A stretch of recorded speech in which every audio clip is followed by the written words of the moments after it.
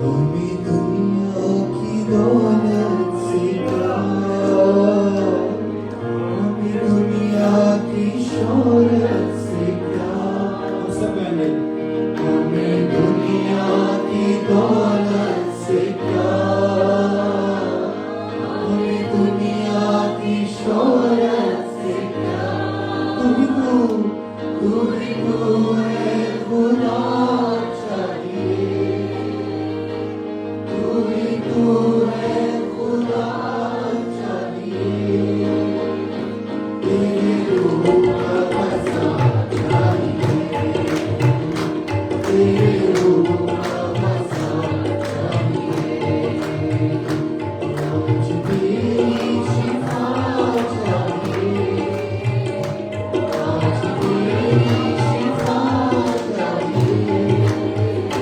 तेरे रूह का मज़ा चाहिए, तेरे रूह का मज़ा चाहिए।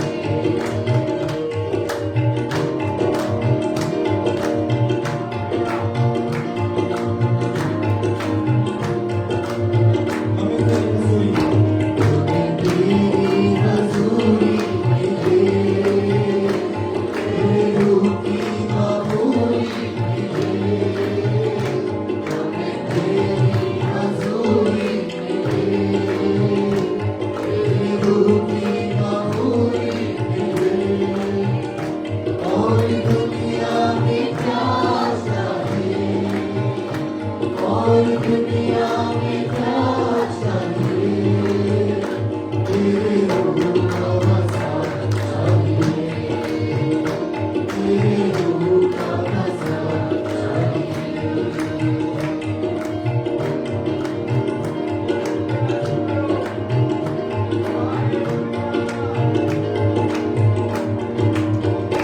हमें दुनिया की दौलत से क्या, हमें दुनिया की शोहरत से क्या।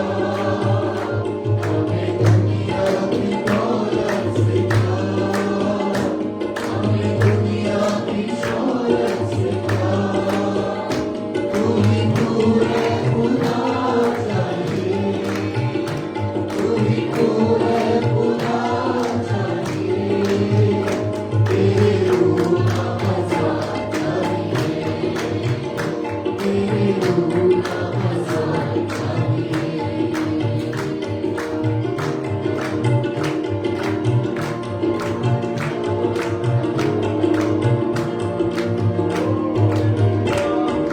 बादल भी धुल जाएंगे, आज बंधन भी खुल जाएंगे।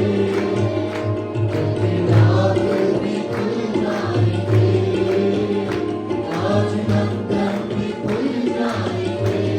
वो लहू जो बाहर चाहिए, वो लहू जो बाहर चाहिए।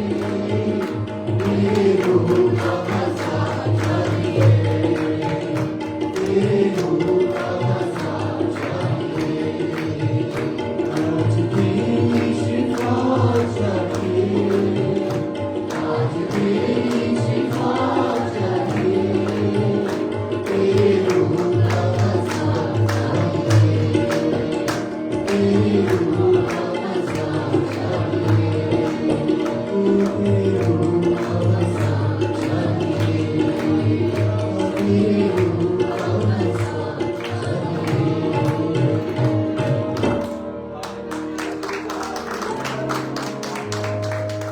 दुनिया की दौलत से क्या, क्योंकि खुदावन हमारा खुदा हमारी दौलत है, हमारी शोहरत है। आमीन हम आमीन। उसके बगैर कुछ नहीं है। हालेलुया। शिफा किस किस को चाहिए? शिफा सबको चाहिए। तो यीशु किसको चाहिए? तो यीशु को लेने का अपनी जिंदगी में जीत जलाने का खुदा करेगा। हालेलुया। इसके पास यीशु है, उसके पास जिंदगी है। हालेलुया। आइए हम प्रस्तुत में पढ़ेंगे।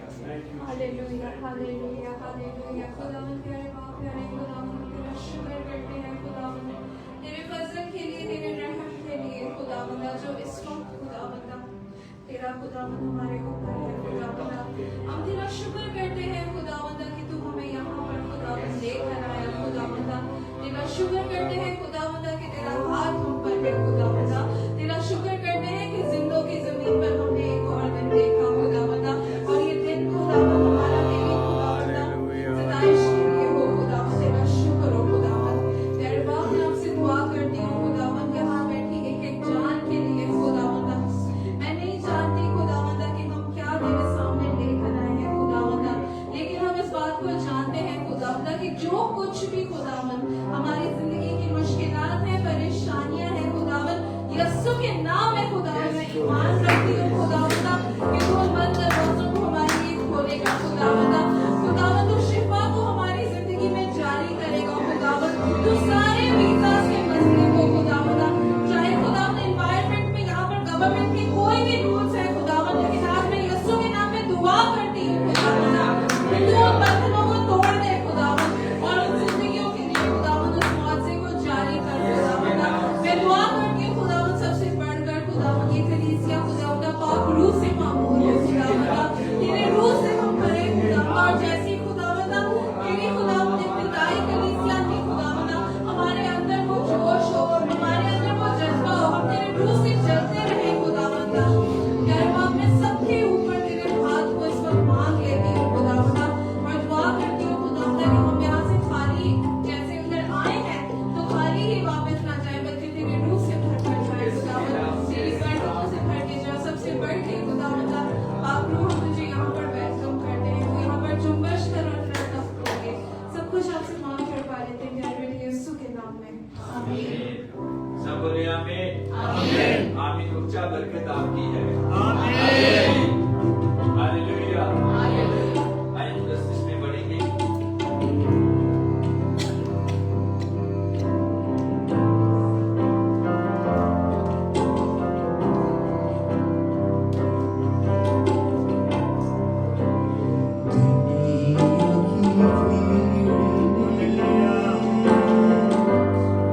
क्यों खोया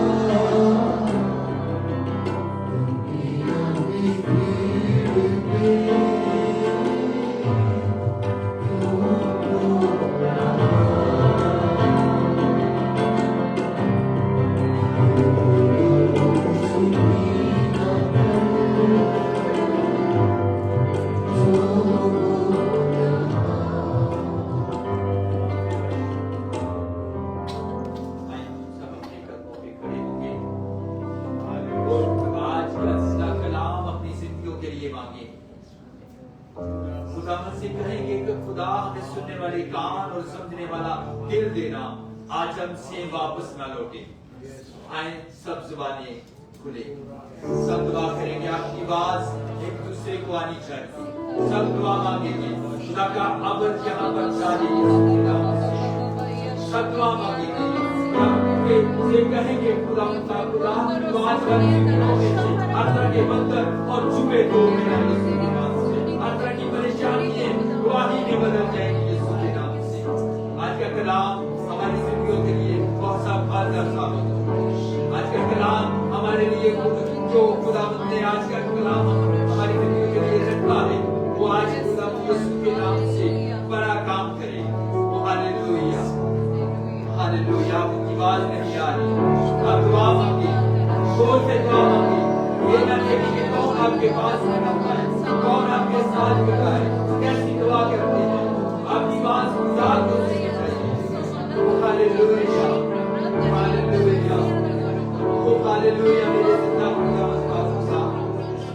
आज तेरे जिंदा मोहब्बत कलाम को खुदा का खुदा मैं अपने लिए और जिंदगियों के लिए मांग लेता हूँ। खुदा का खुदा तेरा कलाम खुदा का खुदा आज इन जिंदगियों में जीव चलानी काम करे। खुदा का खुदा उनकी जिंदगियों से वाकिफ है। खुदा का खुदा मैं यीशु के नाम से खुदा का खुदा तेरा कलाम बंदर और जुए तोड़ने वाला कलाम हो। खुदा का खुदा तेरा कलाम कभी भी बेनसीब नहीं तोड़ता, तेरा कलाम असर रखता है।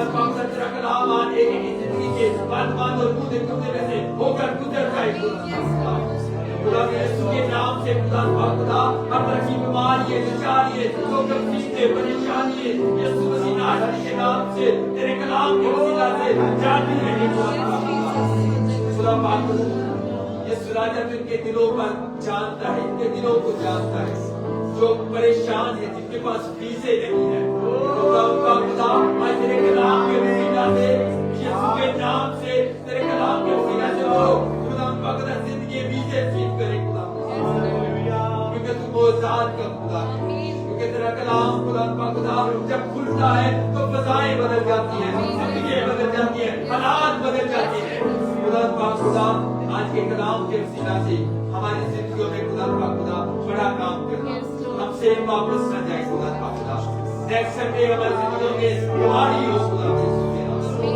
वो खुदा मैं तेरी शुक्रगुजारी करता हूँ और सारा इज्जत जलाल ऑनर मैं तुझे देता हूँ यीशु के नाम से हमें अपने साथ चलने वाला रूह दे खुदा बेदारी का रूह दे हम बड़ी बेदारी के साथ तेरे साथ चल सके और सारा जलाल ऑनर हम तुझे देंगे खुदा यीशु के नाम से मैं तेरे बंदा को तेरे बाप के कंट्रोल में देता हूँ खुदा यीशु के नाम से तेरा गहरा मज़ा तेरे बंदा पर मांगता हूँ जब तेरा बंदा कलाम करे तो खुदा पाक तेरा पाक रूह खुदा तेरे बंदा को लीड करे और खुदा पाक तेरे कलाम के वसीला से खुदा पाक ये ऑनलाइन देखने वाले मोबाइल पर कोशिश करने वाले खुदा यीशु के नाम से मांगते और पा लेते हैं सुनने के लिए कौन कौन तैयार है सभी तैयार है अपने लिए ताली बजाएं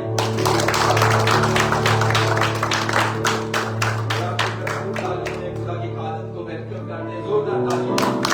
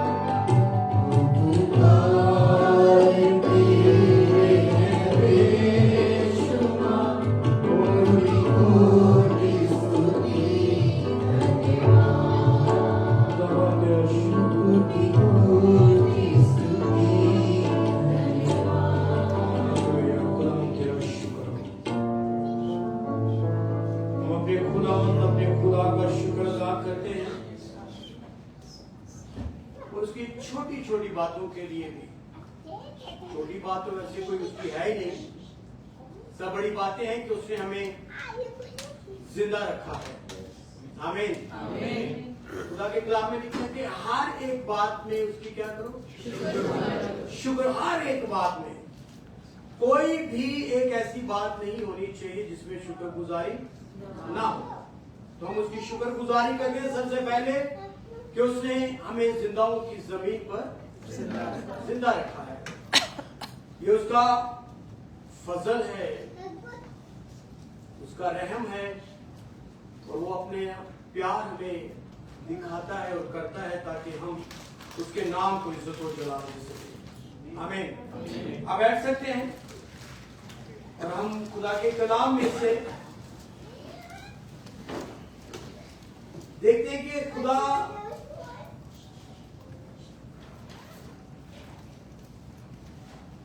ने हमें बनाया था कि हम उसकी शुक्रगुजारी करें। खुदा की हम शुक्रगुजार हैं कि जब हम दुआ करते हैं तो वो हमारी दुआओं का जवाब देता है। आमीन। दुआओं का असर पता कब होता है? दुआओं का जो असर है ना, वो आपके ईमान के साथ बड़ा उसका गहरा ताल्लुक है। दुआ कर लें और फिर भी हमारे अंदर शक रहे, नहीं, अकल तो इंसानी भी अकल तो कोई चीज है ना। अगर हम बाद में ऐसी बातें करें कि नहीं ऐसे नहीं हो सकता, ऐसे नहीं हो सकता, ये मुमकिन नहीं है, हालात ऐसे हैं, सिचुएशन ऐसी है, मुश्किल है, फिर हम हमारे साथ में कोई एक बैठा होता है, फिर हम उसको भी इन्वॉल्व करते हैं, सही है ना, उसको फिर हम क्या बोलते हैं, सही कह रहे हैं ना, तो आगे से क्या आंसर आता है, गलती ठीक है यार, इंसानी अकल भी तो कोई चीज है, ऐसे है ना। लेकिन खुदा जो है वो अपने तरीके से काम करता है, उसके लिए इंसानी अकल कोई चीज नहीं है, और ये इंसानी अकल नहीं, ये इंसानी बेवकूफी है। खुदा कहते हैं कि तू मांग मैं तुझे दूंगा, मैं तुम्हें कौमों का वारिस बनाऊंगा, और जो चीजें नहीं है वो उनको यूं बुला लेता है कि गोया है। ईमान से अगर हम मांगेंगे तो ही हालात बदलेंगे, नहीं है तो ये समझ लें कि हम अपनी लाइफ के अंदर सिर्फ फॉर्मेलिटी कर रहे हैं, इसके ऊपर कुछ भी नहीं है। जॉर्ज मुलर को कोई जानता है? जॉर्ज मुलर एक बड़े ब्रदर थे, वो 1800 की सदी में वो पैदा हुए, और इनका मैंने पिछले दिनों जब उनका एक छोटी सी एक टेस्टमनी उनकी सुनी, तो वो इनका बड़े ही उन्होंने चोरी भी की, उन्होंने जुआ भी खेला, वो पकड़े भी गए, लेकिन एक मीटिंग में जब वो गए तो उस मीटिंग में खुदा ने उनकी जिंदगी को चेंज कर दिया। आज जब आप अगर कभी टाइम लगे तो घर जाकर भी आप जब सर्च करेंगे जॉर्ज मुलर को, तो एक बड़ी वो खुदा के खादम हुए हैं, इवेंजलिस्ट थे, बकायदा तौर पे उनका कोई नाम ना तो वो बिशप में आता है, ना मिशनरी में आता है, ना पास्टर में आता है, लेकिन बहुत बाकमाल इंसान और इवेंजलिस्ट थे, क्योंकि उन्होंने जगह जगह खुदा के कलाम को सुनाया, खुदा की कुदरत के बारे में उन्होंने बताया कि खुदा कैसे लोगों की जिंदगी में काम करता है। उन्होंने तकरीबन 10,000 यतीम बच्चों को यतीम खाना में रखकर उनकी परवरिश की है। तो एक दफा उनका जो बहुत बड़ी उनकी जो टेस्टमनी एक है, तकरीबन 300 बच्चे थे, जर्मन थे वो, और इंग्लैंड में उनका यतीम खाना था। 300 बच्चे थे और सुबह में मॉर्निंग ब्रेकफास्ट के अंदर कुछ भी नहीं था कि उनको ब्रेकफास्ट दिया जाए, लेकिन वो कभी भी किसी से मांग के कुछ नहीं लेते थे कि हमारे पास कुछ है नहीं है, इतने बच्चे हैं, इतना दे दो, इतना दे दो, वो कभी नहीं मांगते थे, क्योंकि उनका भरोसा जो था वो सिर्फ और सिर्फ खुदा पर था। आमीन। क्योंकि इंसान किसी को कुछ दे नहीं सकता, इंसान सिर्फ छीन सकता है, और जिनकी निगाह इंसान पर होती है वो मांगता तो है, लेकिन आगे रिप्लाई क्या आता है कि नहीं इस महीने थोड़ी सी मुश्किल है, हमने ये कर दिया, हमने वो कर दिया, रियली वेरी सॉरी, है ना। लेकिन खुदा पर निगाह रखने वाले लोग काम शुरू करते हैं और खुदा से कह देते हैं कि खुदा मैं इस काम को करने जा रहा हूं, अब तू मेरी मदद करना। तो खुदा फिर अपनी फेवर को जारी करता है। आमीन। खुदा भी हालात को चेंज करता है, खुदा भी रास्तों को बनाता है। 300 बच्चे टेबल पर बैठे हुए हैं और कोई उम्मीद नहीं कि खाना कहां से आएगा। टाइम हो चुका है। आपको पता है कि हॉस्टल्स के अंदर और सारे इन ऑर्गेनाइजेशन के अंदर जो है ना एक सिस्टम होता है ना, तो उस सिस्टम के हिसाब से टाइम के हिसाब से 300 बच्चे सुबह डाइनिंग टेबल पर आकर बैठ गए ब्रेकफास्ट के लिए।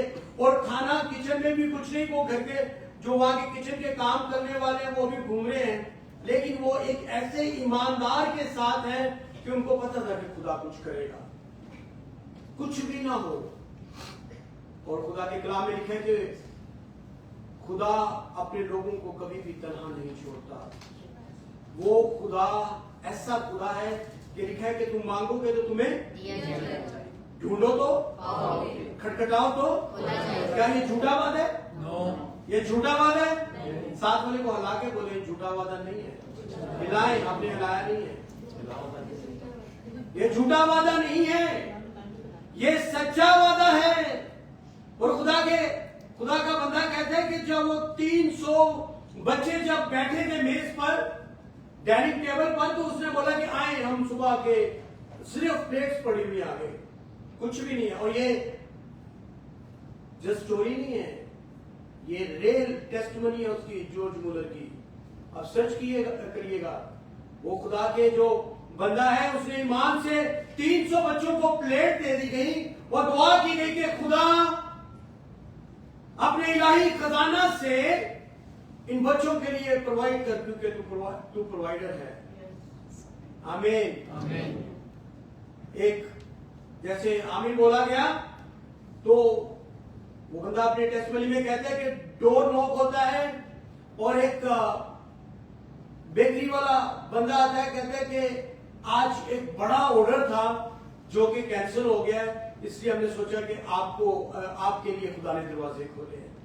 आमीन। वो पूरी 300 बच्चों के लिए वो ब्रेड लेकर आता है। एक दूध वाले, बाद में दूसरी बेल होती है, नोक होता है, और वहां पे पता चलता है कि एक दूध वाला आया है और वो कितना ही जो दूध है वो बच्चों के लिए देकर गया कि खुदा ने मुझे कल रात को बोल दिया था कि मैं यहां पर आकर तुम्हें इन बच्चों के लिए वो दूध भी दे दूं। आमीन। यानी कि खुदा कैसा महान है कि जब कुछ नहीं हम सोचते कि नहीं हो सकता, लेकिन प्रॉमिस है की है, और प्रॉमिस वो सिर्फ ईमान का है कि तेरे इत्तिकाद के मुताबिक तेरे साथ होगा, तेरे ईमान के मुताबिक तेरे साथ होगा। तू जो कहेगा वो तेरे लिए हो जाएगा, लेकिन कब? जब ऐसा हमारा ईमान होगा। तो वो पता कि कितने साल कौम बनी इसराइल जो है वो ऐसा खाना खाती रही जो फरिश्ते खाते थे। क्या खाया उन्होंने आसमानी मन खाया। वो मन खाते थे, वो बिल्कुल तंदुरुस्त रहते थे, खुदा का हाथ उनके ऊपर था, खुदा का अबर उनके ऊपर ठहरा रहता था, लेकिन वो बुड़बुड़ाते रहते थे। आज हमारा भी खुदा सब कुछ पूरा करता है, किसी चीज की कोई कमी नहीं रहने देता। वो कभी हालात थोड़े से आ सकते हैं, सख्ती आ सकती है, मुसीबत हो सकती है, लेकिन ये नहीं हो सकता कि वो अपनी कुदरत को जारी ना करे। वो अपनी कुदरत को आपके लिए जारी करेगा। ये मैं नहीं कह रहा, ये खुदा का कलाम कह रहा है। आपको पता है कि एक खानदान, ऐसा खानदान जो लावियों का खानदान था, और वहां के कुछ लोगों ने हारून और मूसा के खिलाफ बगावत कर दी। कहने लगे कि हारून और मूसा कोई ज्यादा थोड़ी है कि ये खुदा की कुर्बत में रहते हैं, ये कुछ ज्यादा थोड़ी है कि खुदा इनके साथ ही कलाम करता है।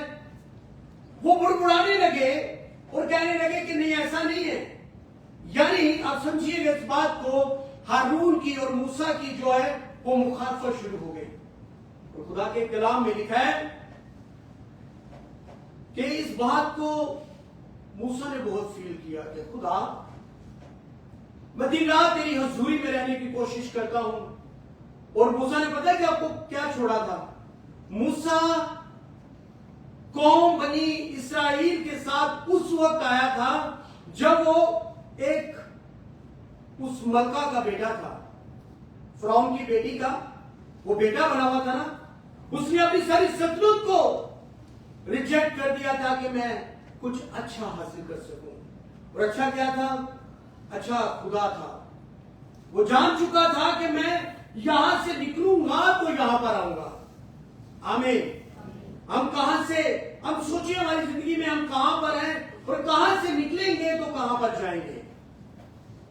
और मूसा परेशान हुआ और खुदा के कलाम में लिखा है कि मूसा खुदा के हजूर में औंधे मुंह गिरा और उसने दुआ की और खुदा से कहा कि खुदा, ये वो लोग हैं जिन्होंने तेरी भी परवाह नहीं की, मेरी भी परवाह नहीं कर रहे, मैं इनके साथ क्या सलूक करूं?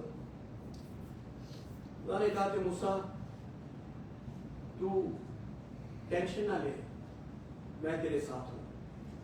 और कई दफा वाकई में कुछ चीजों के लिए अच्छा होता है कि हम खामोश हो जाएं। जरूरी नहीं होता कि हम जवाब दें। कई दफा जब हम खामोश होते हैं तो हमारी जंग जो है वो यहोवा खुदा खुद लड़ता है। आमीन। हम जब खामोश हो जाते हैं तो खुदा फिर खुद जो है आपके मुखालिफों का बदला लेता है। आपके जो मुखालिफ होते हैं उनसे वो बदला लेता है। और वो किसी का भी तरफदार नहीं है, लेकिन वो जब खुदा का जब हम इनकार करते हैं, मुसलसल इनकार करते रहते हैं और ना उम्मीद रहते हैं, हम सूख जाते हैं, हम परेशान डिप्रेशन में चले जाते हैं, तो खुदा फिर हमें पसंद नहीं करता। क्योंकि खुदा अपने कलाम से हमें बार बार तसल्ली देता है कि मेरे बेटे फिक्र ना कर, मेरी बेटी फिक्र ना कर, क्योंकि मैं तेरे साथ हूं। खुदा के कलाम में लिखा है कि खुदा भी उस दिन गिनती की किताब और उसके 16वें बाब के अंदर इस चीज का आपको जिक्र मिलेगा कि उस दिन फिर खुदा के कलाम में लिखा है कि जो कूड़ा था दातान और अबिराम के बगावत जो उन्होंने की थी, उनके खैमा के नजदीक के जो लोग थे तकरीबन 250 लोग खुदा ने जो खुदा के बगावत पर उतर आए थे, मूसा और हारून को जो बातें करना जिन्होंने शुरू कर दी थी, तकरीबन 250 लोग मर गए। कैसे मरे थे वो? लिखा है खुदा के कलाम में लिखा है कि जमीन फट गई और वो जमीन के अंदर तक चले गए थे। आमीन। लड़ाई फिर भी ये मुसलसल जारी रही, क्योंकि फिर वो लोग कुछ और लोग इकट्ठे हो गए और वो लोगों ने क्या कहना शुरू कर दिया? उन लोगों ने कहना शुरू कर दिया कि तुम मूसा और हारून को और कहना शुरू कर दिया कि तुम तो कातिल भी हो, तुमने तो बहुत सारे लोगों को मरवा दिया, तुमने तो बहुत सारे लोगों को मार दिया। फिर खुदा ने एक काम किया वहां पर। खुदा ने कहा कि इस्राएल के कितने कबीले थे? 12 कबीले थे। उनसे खुदा ने क्या कहा? खुदा ने कहा कि मूसा 12 कबीलों के नाम की लिखी हुई 12 लाठियों को लेकर आ, छड़ियों को, डंडा और जो एक आसा होता है ना, 12 आसा जो है 12 छड़ियां जो होंगी और उनके ऊपर हर कबीले का नाम लिखा हो। जैसे शमौन था, रोबन था और लावी था, और सबकी छड़ियां हो। और वो खुदा कहता है कि तू खैमा इज्तिमा में मेरे सामने लेकर आना, वो पाक-तीन मकाम में मेरे सामने लेकर आना। तो खुदा के कलाम में लिखा है कि जब 11 का नाम लिखा गया, लेकिन लावी का जब नाम लिखना था, उसने बोला लावी की जगह पर हारून का नाम लिखना, और वो हारून की छड़ी होनी चाहिए, वो आसा हारून का हो।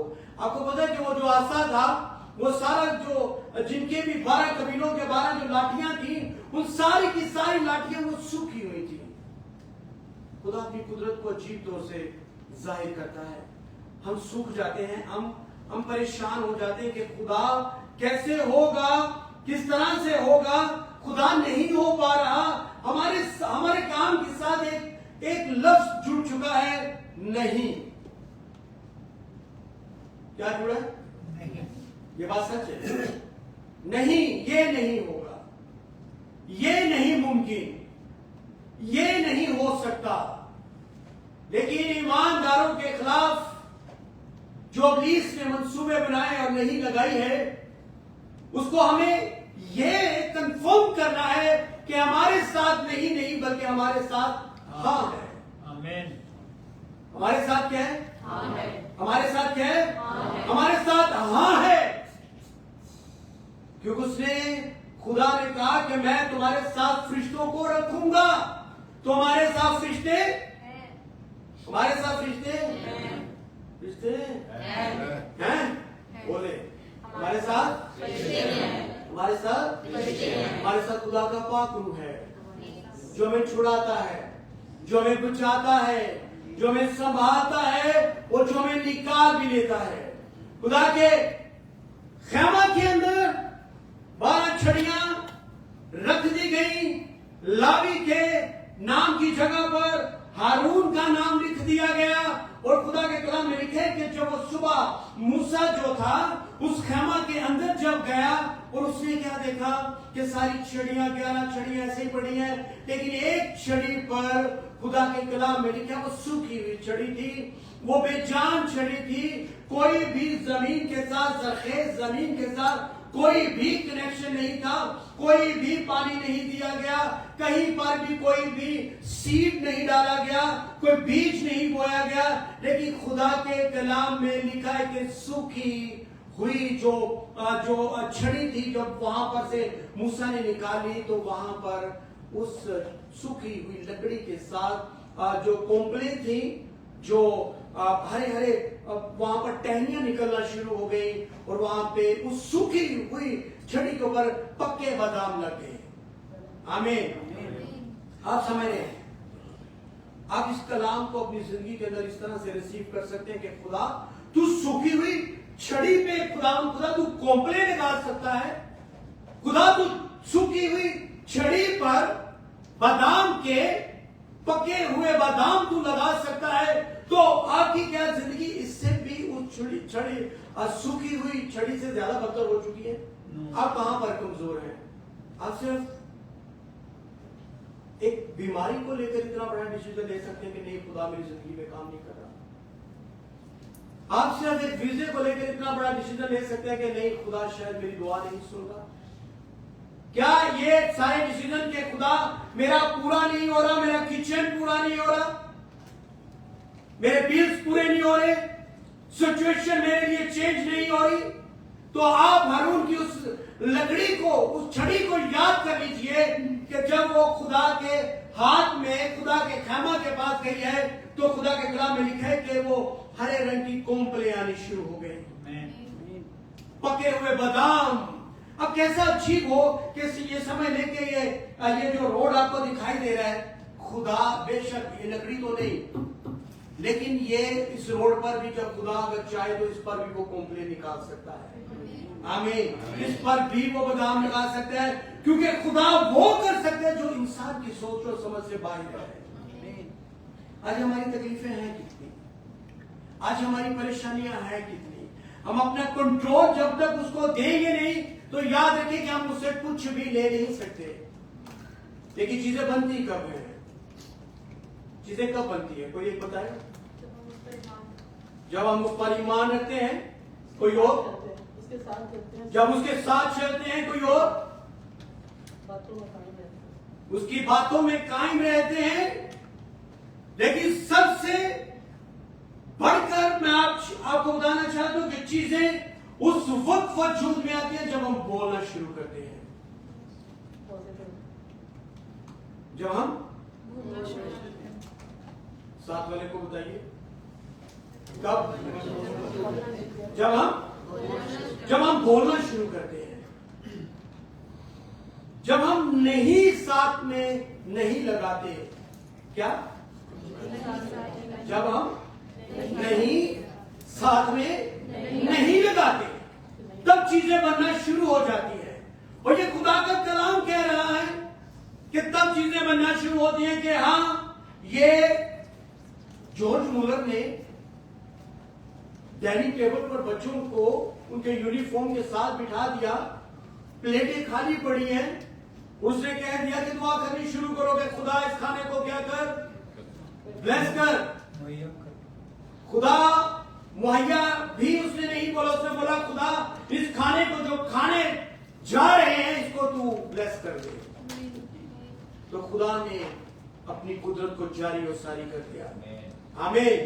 इसीलिए जब तक चीजें नहीं भी हैं तो आप उसको इस तरह से फील करें कि गोया वो आपके पास है, क्योंकि वो जहां पर नहीं बीजता वो वहां से भी काटने की कुदरत रखता है, वो जहां पर नहीं बोता वहां से भी काट लेता है। खुदावंद ऐसा खुदा है कि उसने सूखी हुई लाठी को भी हरा भरा कर दिया। वो से कलाम के बहुत सारे हिस्से ऐसे हैं कि एक दिन हमने कलाम में से सीखा था कि जो वो मुड़ रह जाता है ना, जो दरख्त ऊपर से काट भी दिया जाए तो खुदा वहां से फिर वापस करने की कोशिश इंसान जब करता है तो खुदा उस पर बरकत देता है और वो वापस बहाल हो जाता है। आमीन। लेकिन हमने छोटी सी बड़ी यकीन करके जाने कि बहुत दफा हमारी जिंदगी में ऐसे वाकयात, ऐसी सिचुएशन आ जाती है, लेकिन हम ईमानदार होते हुए जब कहते हैं कि नहीं मैं अपने बोझ अपने खुदा को देता और देती हूँ, तो याद रखिए कि चीजें चेंज होना शुरू हो जाती हैं, हालात चेंज हो जाते हैं। खुदा ने पता ना कि हिजकिय्याह को जैसे ये सूखी हुई वहां पर हड्डियों का जिक्र हमें मिलता है। हिजकिय्याह की किताब चैप्टर नंबर 37 के अंदर खुदा ने कहा कि हिजकिय्याह को कहा कि तू मेरे लिए नबूवत कर। इस बात को हम देखेंगे खुदा के कलाम में से। मेरे साथ इस हिजकिय्याह की किताब और उसका बाब नंबर चैप्टर 37 उसकी एक पहली आयत से उसकी 11 आयत में खुदा के कलाम में लिखा है कि खुदा ने नबी को कहा कि मैंने पहले आपसे क्या बोला, अभी क्या कहा कि जब तक हम बोलेंगे नहीं चीजें बनेंगी नहीं। ये बात कंफर्म है। इस बात को आज अपने अंदर लेकर जाएं कि जब तक मैं बोलूंगा नहीं चीजें बनेंगी नहीं। आप उसको उन चीज को वजूद में कैसे लेके आ सकते हो? अपने बोलने से। खुदा ने आपको जुबान दी है। Hello, hallelujah, hallelujah. खुदा ने हमें जुबान दी है और खुदा ने इस जुबान को इसलिए हमारे मुंह में रखा है ताकि हम उसकी शुक्रगुजारी करें, पॉजिटिव बोले और पॉजिटिविटी हमारे अंदर घर कर जाए। आमीन। अगर यहां पर खुदा के कलाम में क्या खुदावंद का हाथ मुझ पर था, इसके नबी कहते हैं कि खुदावंद का हाथ मुझ पर था, उसने मुझे अपनी रूह में उठा लिया। पहली बात क्या है? नबी के ऊपर किसका हाथ है? खुदा का हाथ है। और नबी कह रहे कि उसने मुझे उठा लिया, उस वादी में जो हड्डियों से पुर थी मुझे उतार दिया। हड्डियां ही हड्डियां हैं। और खुदा ने हिजकिय्याह को वहां पर उतार दिया और आगे सारी जो खुदा ने अपने लोगों के लिए, कौम बनी इस्राएल के लिए जो खुदा ने हिजकिय्याह की मार्फत जब कलाम किया, और कलाम खुदा के कलाम में लिखे और वर्स नंबर 2 लिखे, और मुझे उनके आसपास चौगिर क्या किया जी? किराया। उसके आसपास किराया फिराया और देख वो वादी के मैदान में बाकसरत और नहायत सूखी हुई थी। किसी को कुछ आइडिया है कि वादी किसको बोलते हैं? वैली किसको बोलते हैं? पहाड़ हो, जो पहाड़ जैसा पहाड़ भी हो, नदी भी हो और बड़ा अच्छा मंजर हो। कई दफा सूखी वादियां भी होती हैं और ये सूखी हुई वादी थी। वो छोटी जगह नहीं थी, कोई 5 मरले की, कोई 100 गज का कोई प्लॉट नहीं था, बल्कि एक अच्छी खासी बड़ी जगह थी। और वहां पर लिखा है कि बाकसरत क्या थी? हड्डियां ही हड्डियां थी। और हड्डियां भी आपको पता है कि कई दफा वो उन हड्डियों को देख के डर भी लगता है इंसान को, है ना। एक आम इंसान को तो डर लगता ही है, बेशक वो कितना ही बहादुर हो कि एक ऐसी जगह पर उतार दिया जाए, एक ऐसी जगह पर छोड़ दिया जाए जहां पर हड्डियां ही हड्डियां हो, तो सोचे कि क्या होगा। हिजकिय्याह भी एक दफा घबरा गया होगा कि मुझे कहां पर, और लिखा है कि वो कितनी थी, बकसरत थी और नहाई सूखी हुई थी, यानी कि इतनी सूखी हुई कि मतलब लगता ही नहीं था कि ये वापस जिंदा हो सकती है। बहुत ज्यादा सूखी हुई थी और बकसरत से थी, और कोई एक हड्डी, कोई हाथ की हड्डी यहां पर थी और शायद पांव की हड्डी जो 1 किलोमीटर पर पड़ी हुई थी, शायद नाक की हड्डी एक किसी इंसान की यहां पर थी और आधा किलोमीटर पर उसकी उंगलियां पड़ी हुई थी, वो बिखरी हुई थी। उनको संभालने वाला, उसको समेटने वाला कोई नहीं था, लेकिन एक है जिसका नाम यहोवा यरी है, एक है जिसका नाम यहोवा यरी, यहोवा शालूम, यहोवा नसी, यहोवा राफा, एलोहीम और एडोनाई है। वो है जो सूखी हुई हड्डियों में भी जान डाल सकता है। आमीन। वो है जो हमारे रुके हुए कामों को वजूद में ला सकता है। वो है जो हमारी नेगेटिविटी को खत्म करके हमें पॉजिटिविटी में लेकर जाकर एक सहरा में एक दूध और शहद की बहती नदियों में, नदियों के पास हमें लेके जा सकता है। वो है जो हमारे सारे बंधनों को, जुओं को तोड़ सकता है। वो वही है जो किसी का दिल नरम नहीं आपके लिए सख्त हो गया है, लेकिन वो आज अभी इसी घड़ी आपके लिए उसके दिल को नरम कर सकता है। आपके दुश्मन जो हैं वो आपके दोस्त बन सकते हैं, लेकिन जब हम पूरे तौर पर उसको, अपने आप को उसके हाथों में दे देंगे तो हमारे लिए वो अच्छी तौर से काम करेगा। हड्डियां कितनी है? कितनी है? बकसरत से हड्डियां हैं, और खुदा के कलाम में लिखे हैं, और कितनी सूखी हुई है? बहुत ज्यादा सूखी हुई है। कसरत भी बहुत ज्यादा है और सूखी भी बहुत ज्यादा हुई है। और खुदा के कलाम में लिखे है, और उसने मुझे फरमाया, किसने? खुदा ने हिजकिय्याह नबी को, अपने बंदा को फरमाया, ऐ आदमजाद, क्या ये हड्डियां जिंदा हो सकती हैं? नबी को खुदा ने कहा, ये हड्डियां जो तू वादी में देख रहा है, जो बकसरत लातादाद है और जो सूखी हुई है, क्या ये हड्डियां जिंदा हो सकती हैं? आज आप अपने साथ वाले को पूछ सकते हो, क्या हमारी मुश्किलात खत्म हो सकती हैं? आप पूछ सकते हो, क्या हमारी मुश्किलात खत्म हो सकती हैं? और उसने मुझे फरमाया, खुदा ने वापिस जब उससे कलाम किया, मैं फिर एक दफा दोहराने लगा हूं, और उसने मुझे फरमाया, ऐ आदमजाद, क्या ये हड्डियां जिंदा हो सकती हैं? इन हड्डियों को हम इस तरह से, मैंने कहा, कि ले सकते हैं, क्या हमारी मुश्किलात कभी खत्म होंगी? कभी खत्म हो जाएंगी, या एक खत्म हो दूसरी शुरू, वो तो रहेगा, लेकिन खुदा आपको अपने इत्मीनान से भर देगा। हमें मैंने एक टेस्टमनी मैंने सुनी, एक औरत, और वो ना एक पास्टर के साथ थी, पास्टर को बड़ा पास्टर था, और ये भी रियल स्टोरी है, रियल मतलब टेस्टमनी है।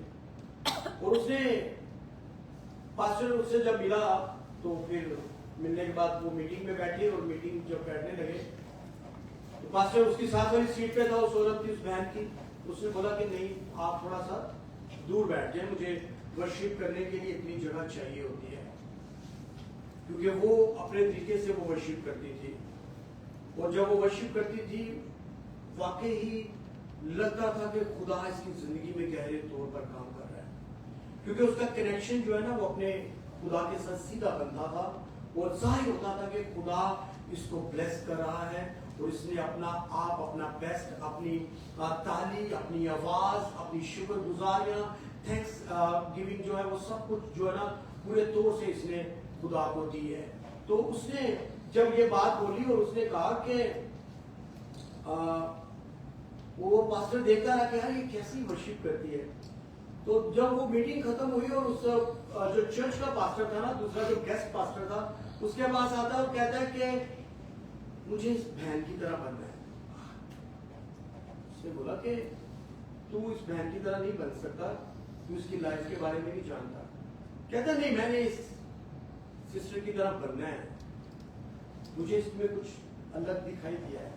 उसने बोला कि तुझे पता है कि पिछले 2-3 महीने पहले ये अपनी फैमिली के साथ जा रही थी, इसका हस्बैंड और इसके 2 बच्चे उस एक्सीडेंट में उसी वक्त उनकी डेथ हो गई है। और अभी ये बहुत सारी तकलीफों से गुजर रही है, लेकिन ये दुआ इसी तरीके से करती है। आप सोचें कि उस औरत का जिसका सब कुछ खत्म हो चुका है, लेकिन वो किस तरह से, किस बोझ के साथ, किस तरीके से उस खुदा की वर्शिप कर रही है। आज हमारा कुछ भी इतना बड़ा नहीं गया, हमारी छोटी सी, थोड़ी सी, कुछ दिनों की, कुछ महीनों की स्ट्रेस है कि ये क्यों नहीं हो पा रहा, तो हम इतने ज्यादा बिगड़ जाते हैं कि नहीं खुदा है ही नहीं, खुदा सुन ही नहीं रहा, जिसका सब कुछ चला गया है। लेकिन उसकी वजह से वो पास्टर, और पास्टर कहते हैं कि मैं उसकी वजह से और भी ज्यादा मजबूत हो गया कि खुदा तू जिसका सब कुछ ले लेता है, वो तेरे पास चीजें आ जाती हैं, तो फिर भी खुदावंद उसके अंदर तूने इतना इत्मीनान रखा है। हमारे अंदर आज इत्मीनान उड़ चुका है, हमारे अंदर तसल्ली जा चुकी है। लेकिन याद रखें कि जब तक हम ये चीजें, मैं हमेशा एक बात कहता हूं कि जो खुदा का काम है वो खुदा करेगा, लेकिन जो हमारा काम है जब तक हम नहीं करेंगे हम आगे नहीं बढ़ सकते। हमारा काम है कि हम पूरे तौर पर ईमान रखें कि मेरा खुदा मेरे साथ है। आमीन आमीन। वाकई में बहुत सारे पास्टर भी कहते हैं, और ये बात सच भी है। एज ए पास्टर मैंने भी बहुत सारी जगहों पे देखा कि हम कितनी भी किसी के लिए दुआ कर रहे हैं, चर्च में भी दुआ कर रहे हैं, लेकिन एक टाइम ऐसा आता है कि वाकई में पास्टर को फिर वापस लेके जाकर बोला जाता है कि दुआ करें। मतलब जो पहले पास्टर की दुआ से शायद कुछ ना हो, लेकिन अगर आपकी जिंदगी में खुदा के कलाम के साथ, कलाम की आवाज के साथ, कलाम को लेकर अगर कुछ नहीं हो रहा, तो याद रखें कि पास्टर की दुआ भी कुछ कर नहीं सकती। हमें खुदा को अव्वल दर्जा देने के लिए उसके हुक्मों पर चलना होगा, और ऐसा ईमान रखना होगा जैसे खुदा के लोगों का होना चाहिए। लिखा है कि फिर उसने मुझे फरमाया, जब थोड़ा सा ऊपर जाऊंगा, लिखा है और उसने मुझे फरमाया आदमजाद, क्या ये हड्डियां क्या ये हड्डियां जिंदा हो सकती हैं? तुम्हारी मुश्किलात खत्म हो सकती हैं? लिखा है मैंने, इसके नबी कहता है कि मैंने जवाब दिया, ऐ खुदावंद खुदा तू ही जानता है। उसने नहीं बोला नहीं खुदा ये हड्डियां तो जिंदा नहीं हो सकती, इनका हाथों देख खुदा भी क्या हो गया, इंसानी अकल भी तो कोई चीज है। नहीं खुदा नहीं खुदा नहीं हो सकती। उसने क्या कहा, हिजकिय्याह नबी का यहां पर ट्रस्ट देके अपने खुदा को उसने बोला, कहने का मतलब ये था खुदा तू चाहे तो हो सकता है। इसीलिए आगे खुदा के कलाम लिखा है, फिर उसने मुझे फरमाया तो इन हड्डियों पर क्या कर। ये नबूवत का पता है आपको? किसी को नबूवत क्या होती है? जो खुदा की तरफ से मुझे दिया जाए, मैं आप तक पहुंचाऊं, यही है ना। यानी कि खुदा का कलाम है, और अगर खुदा के कलाम में लिखा है कि खुदा क्या फरमाना है, फिर उसने मुझे फरमाया तो इन हड्डियों पर क्या कर। खुदा क्या कह रहा है कि तू इनको कह, किसको? हड्डियों को कह। फिर उसने मुझे फरमाया तो इन हड्डियों कह और उनसे कह, ऐ सूखी हड्डियों खुदावंद का कलाम सुनो। हालेलुया, हालेलुया, आगे बढ़े। आमीन, आमीन। खुदा कह रहा है, नबी से बात कर रहा है कि तू इन हड्डियों को कह, ऐ सूखी हड्डियों खुदा के कलाम को सुनो। जो पैदाइश की किताब में नूह से भी कलाम हुआ, लेकिन किसी ने कलाम पर तवज्जो नहीं दी। सब कहने लगे कि ये बूढ़ा, ये ओल्ड मैन ना। आपको एक और बात बताता हूं। बारिश का जिक्र खुदा के कलाम में पहली दफा जब नूह के जमाना में जो बारिश हुई वही हुई बारिश थी। उससे पहले बारिश का जिक्र बाइबल मुकद्दस में मिलता नहीं है। लेकिन किसी को खुदा ने बस नूह को बोल दिया कि नूह इतने हाथ लंबी, इतनी चौड़ी, इतनी गहरी कश्ती बना, ऐसे पोर्शन बना, इधर ये आ गए, पूरा नक्शा दे दिया गया, पूरा आर्किटेक्चर के साथ खुदा ने उसको सारा एक्सप्लेन कर दिया और उसने भी शुरू कर दिया कि बारिश होगी कि नहीं होगी। अब यहाँ पर आप ये सीख सकते हैं कि बारिश की चीजें जब बारिश वजूद में यानी कि अभी तक बरसी नहीं थी, बारिश का कोई कॉन्सेप्ट नहीं था, लेकिन खुदा ने नूह को बोला, उसने बनानी शुरू कर दी। खुदा का कलाम नाजिल हुआ, खुदा की जब नबूवत हुई तो नूह ने वो काम करना शुरू कर दिया। और कलाम का फिर जब किसी ने यकीन नहीं किया तो क्या हुआ था? सब कुछ खत्म हो गया। आज भी खुदा हिजकिय्याह नबी के मार्फत हमसे कलाम कर रहा है और क्या कह रहे हैं? वापिस पढ़ूंगा। खुदा ने उन हड्डियों को यूं फरमाता है कि मैं तुम्हारे अंदर रूह डालूंगा और तुम जिंदा हो जाओगी। खुदा ने हिजकिय्याह से क्या कहा था? नबी से कहा कि तू कलाम कर। आज अगर जब तक आप कलाम नहीं करेंगे कुछ होगा नहीं। आपका कलाम कैसा होना चाहिए?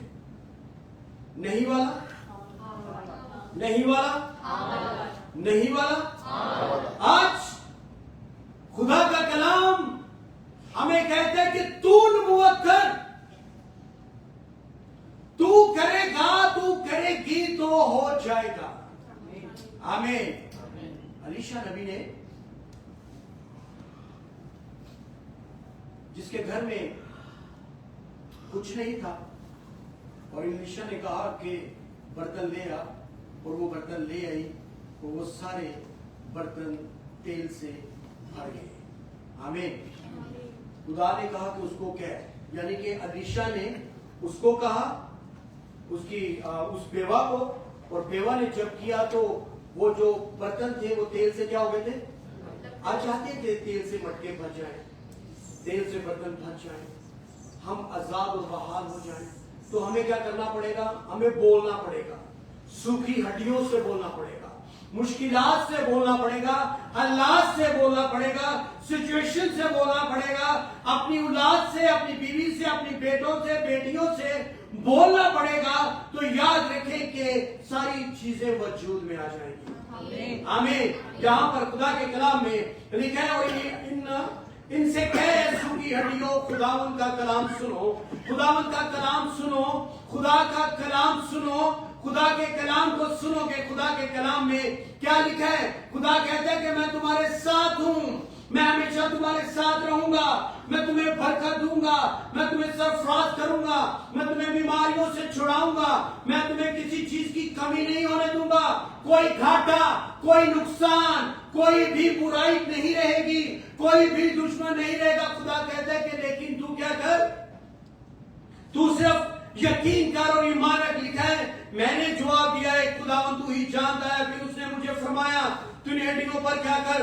नबूवत कर, उनसे कह, ऐ सूखी हड्डियों खुदावंद का कलाम सुनो।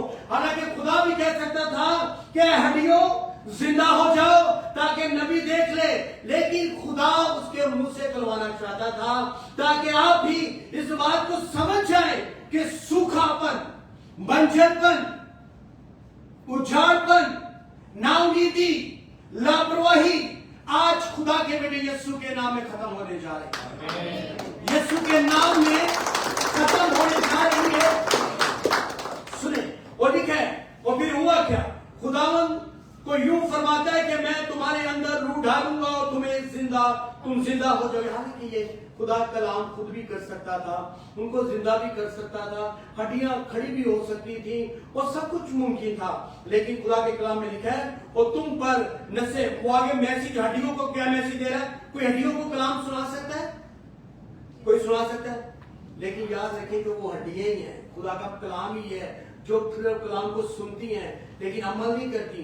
वो हड्डियों ने भी उसकी आवाज को सुन लिया। हम इंसान होकर भी उस पर अमल नहीं कर रहे, हम इंसान होकर भी भाग रहे हैं, दौड़ रहे हैं, मुश्किलात में हैं, परेशानियों में हैं, और हर तरह से मुश्किलात का सामना कर रहे हैं, लेकिन हम उसके आवाज को नहीं सुन रहे। हम भी वो कौम बनी इस्राइल को ये मैसेज सुनाया जा रहा था। ठीक है, खुदा इन हड्डियों को यूं फरमाता है। खुदा क्या कहते हैं?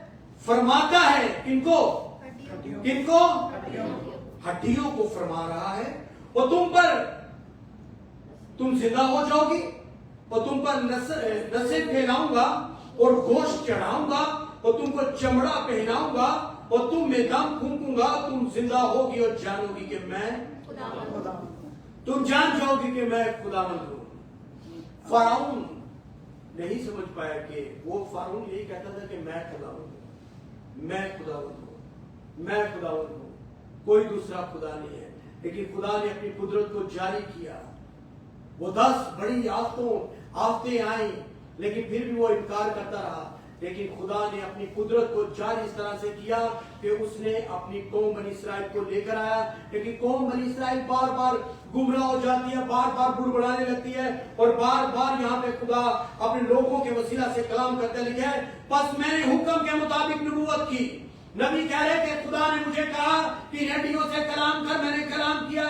उसको कहा कि उसको कह दे कि तुम्हारी नसें भी चढ़ेंगी, तुम चमड़ा भी चढ़ेगा, और तुम जिंदा हो जाओगी।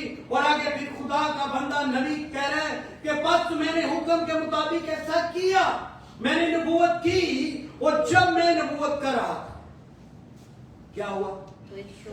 एक शोर हुआ और ज़लज़ला आया, और हड्डियां आपस में मिल गई। कोई कोनी वाली हड्डी कोई घुटने पे नहीं गई, कोई नाक की हड्डी यहां पर नहीं आई, कोई भी हाथ की अगली उंगलियां पांव में नहीं लगी।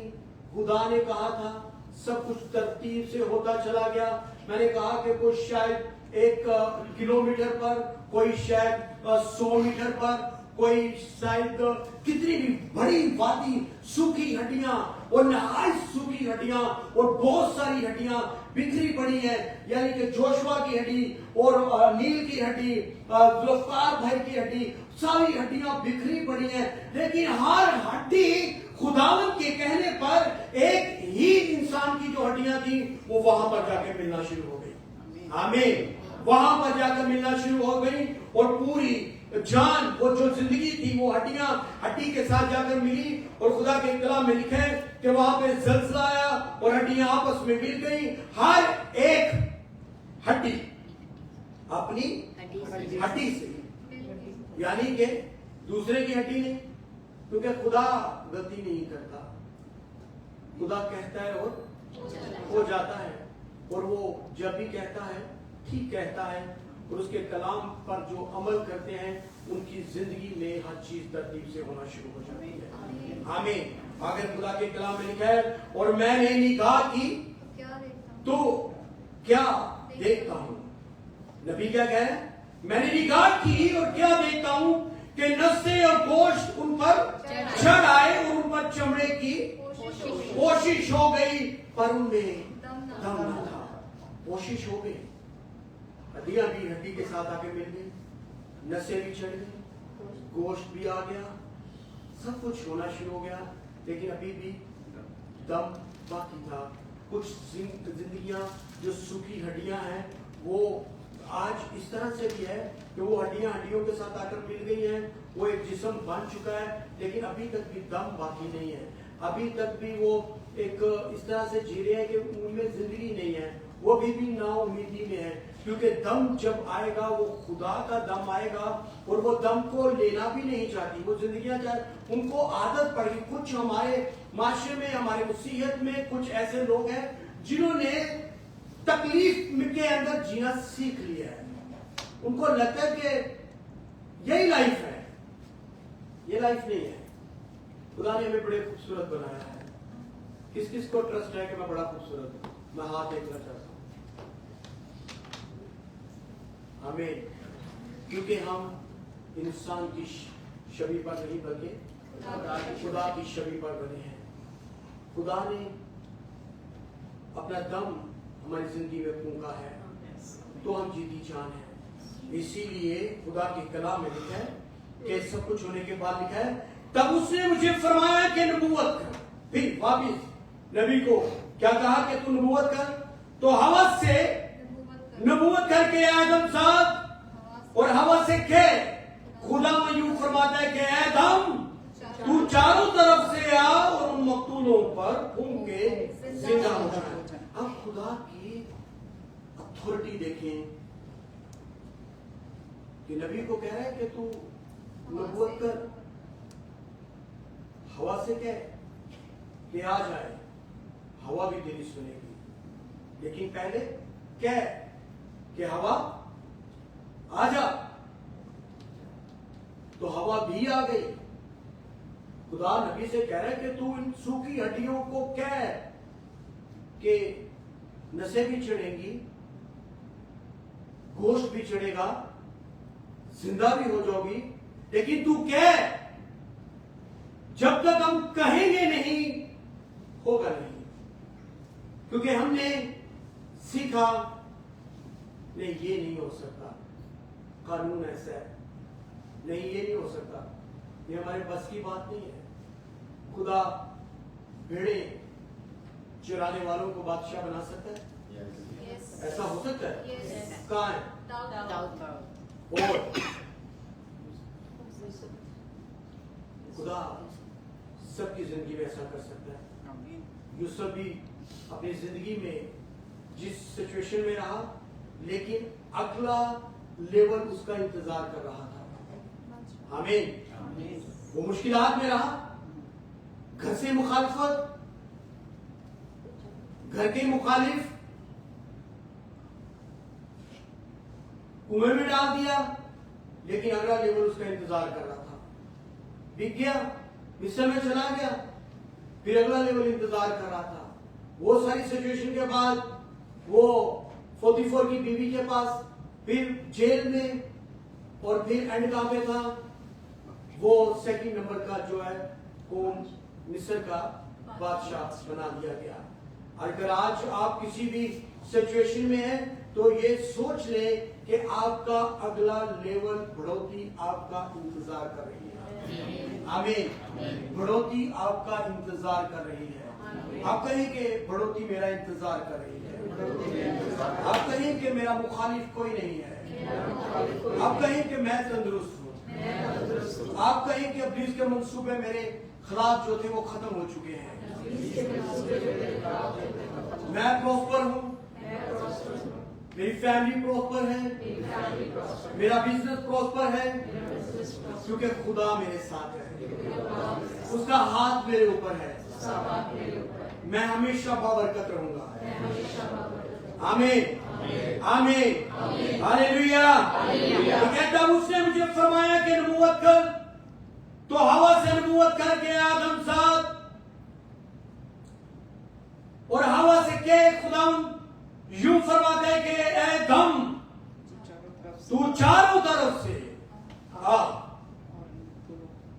और इन मकतूलों पर घूम के जिंदा हो जाए। लेकिन दम की भी जरूरत नहीं रही। इसके था तो इंसान ही है, लेकिन खुदा ने कहा था, उसने बोल दिया, उसने कह दिया, और दम की भी जरूरत नहीं रही।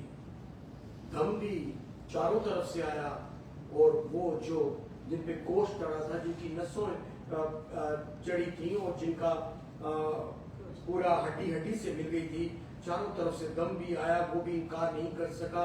और वाकई हमारा खुदा जिसकी हम बंदगी करते हैं ना, वाकई वो जिंदा खुदा है।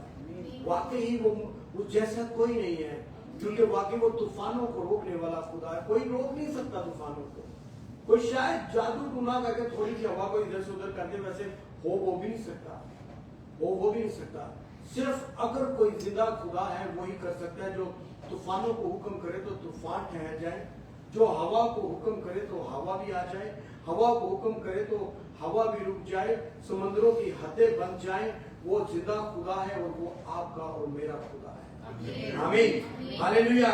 लिखा है 10वीं आयत में लिखा है, बस मैंने जब नबी को कहा गया कि नबूवत कर, और नबी ने वापस 10वीं आयत में जो नबूवत की, लिखा है बस मैंने हुक्म के मुताबिक नबूवत की और उनमें दम आ गया और वो जिंदा होकर अपने पांव में खड़ी हुई एक नहायत बड़ा लश्कर। वो जो हड्डियां बिखरी पड़ी थी, वो हड्डियां जो सूखी हुई पड़ी थी, खुदा ने अपने बंदा से नबूवत करवाई। जब उसने नबूवत की और उसने जब बोला, आज कलाम का इस हिस्से को मैं आपकी तवज्जो चाहूंगा कि जब उसने खुदा के कहे के मुताबिक जो कुछ कहा वो होता चला गया। आमीन। अभी क्या खुदा हमारे पास आएगा और कहेगा कि तू मेरे लिए ये बोल? खुदा ने तो अपने कलाम में कह दिया है कि तेरे लिए ये होगा, ये होगा, ये होगा। अगर आयतों को हम देखेंगे तो बेशुमार ऐसी आयतें हैं। हम जब तक आयत को लेकर अपनी जिंदगी में कलाम को नहीं पढ़ेंगे, दुआ नहीं करेंगे, तो याद रखिए कि चीजें इस तरह से वजूद में नहीं आएंगी। हड्डियां बिखरी रहेंगी, हड्डियों में बदबू भी आना शुरू हो जाएगी, हड्डियों को देख के डर जाएंगे, तकलीफों को देख के घबरा जाएंगे, मुश्किलात का सामना नहीं कर पाएंगे। लेकिन जब उसके कलाम की आवाज को सुनते हुए उसके कलाम पे जब चलेंगे तो याद रखें कि हर चीज तरतीब से बनती चली जाएगी और हम कह सकेंगे कि वाकई खुदा अपने कलाम को हमारी जिंदगी में पूरा कर रहा है। आमीन।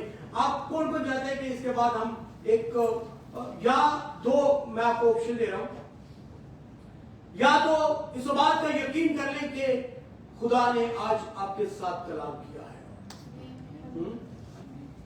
और मेरी जिंदगी में ऐसे होने जा रहा है, और खुदा के कलाम में से ऐसी आयात, ऐसी वर्सेस ले लें जहां पे खुदा का आपके लिए वादा लिखा हुआ है।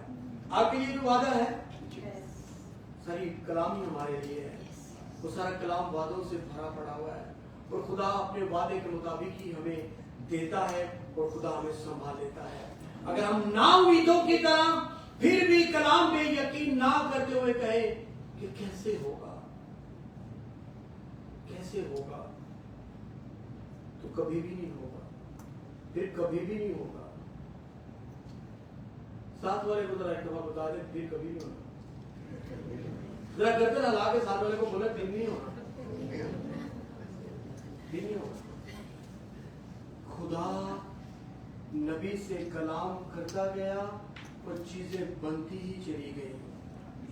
वो काम जो नहीं हो सकते थे वो भी वजूद में आ गए। सूखी हड्डियों के ऊपर कोंपलें निकलनी शुरू हो गई, सूखी उसके ऊपर लकड़ी के ऊपर, वो छड़ी के ऊपर, वो उस आसा के ऊपर बादाम भी आ गए। आप देखिए, और आपको पता है कि वो जो अहद का संदूक था उसके अंदर इस आसे को भी रखा गया है। क्या क्या चीजें थी अहद के संदूक के अंदर? 10 एकाम और आसा और तीसरा मन।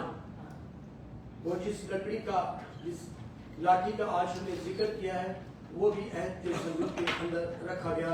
और आगे बढ़ेंगे 11वीं आयत देखेंगे, खुदा के कलाम में लिखा है, तब उसने मुझे फरमाया, ये तीसरी दफा ये सारे जो नबूवत हुई, और लिखा है तब उसने मुझे फरमाया, आदमजाद ये हड्डियां तमाम बनी इस्राइल हैं।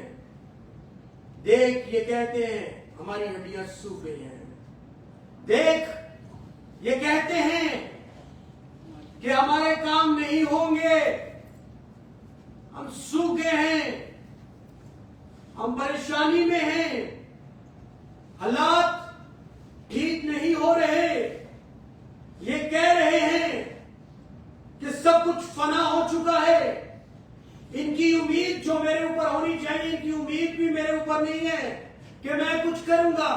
आप याद रख लें, कर लें, इस बात को अपने ज़हन में बिठा लें कि मेरा और आपका कोई भी कोई इतनी बड़ी, मैं कहता हूं किसी की बड़ी सिफारिश हो भी, हमारा अगर जो दुनिया का कोई अगर कोई किंग है, अगर उसके साथ भी हमारा कोई रिश्ता रिलेशनशिप हो, तो वो भी कुछ नहीं कर सकता जब तक कि हमें खुदा की तरफ से दिया ना जाए।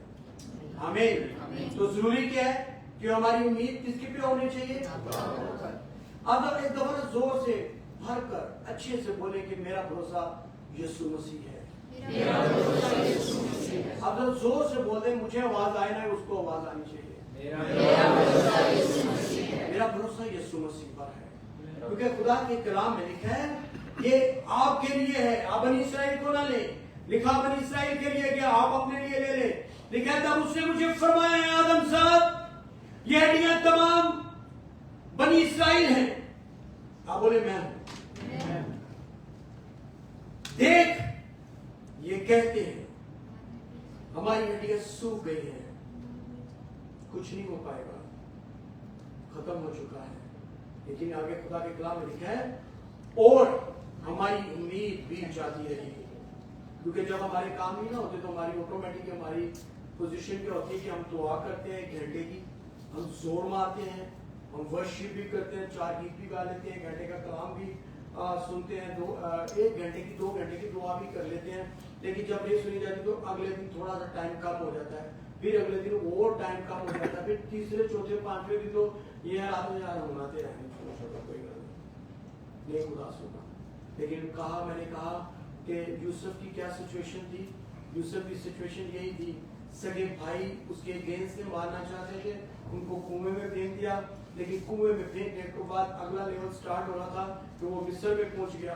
मिस्र में पहुंचा तो फतीफोर की बीवी जो उसको पकड़वाना चाहती थी, उसका अगला लेवल और स्टार्ट हो गया कि वो जेल में चला गया। जेल में जाकर भी वो हुक्मरान बना और वो कौम मिस्र का जो है वो 2nd नंबर का बादशाह बन गया। आज आपकी जो कोई भी ट्रबल्स हैं, याद रखेंगे वो आने वाले दिनों में आपको एक सरफराजी में तब्दील होने वाली है। आमीन। जो कोई भी सिचुएशन चल रही है, लेकिन खुदा आने वाले दिनों में आपको बहुत बढ़ाने जा रहा है। आप इस बात को अपने अंदर ले लें कि ये खुदा कह रहा है और खुदा का कलाम हमारे अंदर जड़ पकड़ेगा और कलियां भी निकलेंगी और पक्के बादाम भी लगेंगे और हड्डियों पर दम भी आएगा और हम जिंदा होंगी और खुदा का बेटा हमारी जिंदगियों से इज्जत और जलाल पाएगा। आमीन।